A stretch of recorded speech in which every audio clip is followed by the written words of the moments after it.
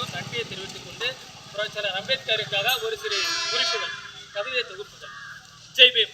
சாதிதான் சமூகம் என்றால் வீசுகின்ற காட்டில் விச கலந்து பரவட்டும். புரட்சியாளர் அம்பேத்கர் 134 பிறந்தநாள் முன்னிட்டு இந்த கவிதை சமர்ப்பணம். இத்தனை நாள் வாழ்ந்தோம் என்பதோட இந்த நொடிக்கு தலை நிமிர்ந்து வாழ்வதற்கு புரட்சியாளர் அம்பேத்கர் காரணம் என்பதை நாம் அனைவரும் புரிந்து கொள்ள வேண்டும். புரட்சியாளர் அம்பேத்கருக்காக அந்த கவிதை.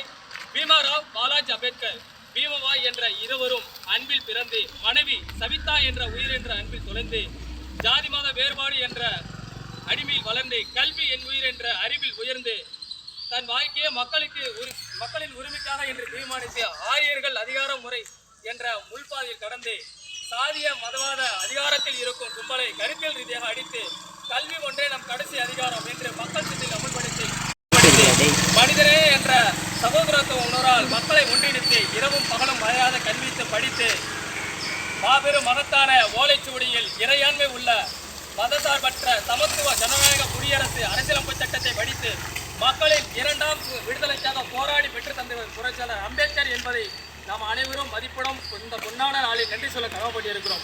கற்பி ஒன்று செய் புரட்சி செய். வீர வணக்கம். ஜெய் பீம். சாதிதான் சமூகம் என்றால் வீசுகின்ற காட்டில் விசகலந்து பரவட்டும். நாம் அனைவரும் ஒற்றுமையாக இருக்க வேண்டும். கல்வி மற்றும் கட்டத்தோடு நின்று விடாமல் அரசியலும் சேர்ந்து இருப்போம். நாம் அனைவரும் ஒன்று திரண்டு நம் உரிமை நாமே மீட்டெடுப்போம். யாருக்கும் நம் உரிமை தரக்கூடாது. நம் உரிமை நாம் தான் மீட்டெடுக்க வேண்டும். இன்றைக்கு ஆடை என்பதுதான் நமக்கு மறுக்கப்பட்டது. எந்த ஆடை மறுக்கப்பட்டதோ அந்த ஆடை புரட்சியாளர் அணிந்தார் என்பதுதான் இன்றைக்கு வாழ்க்கை வரலாறு. புரட்சியாளர் ஆடை அரசியலை முன்னிறுத்தினார். எதற்கு என்பால் ஆடை தகர்த்தப்பட்டதுனால அந்த ஆடை இன்றைக்கு அணிவிக்கப்பட்டு நம்ம அனைவரும் ஆடை உணர்த்தி இன்றைக்கு சமூகத்தில் நடமாடினோம் என்று சொல்லாததுக்கு முழு காரணம் அம்பேத்கர் தான்.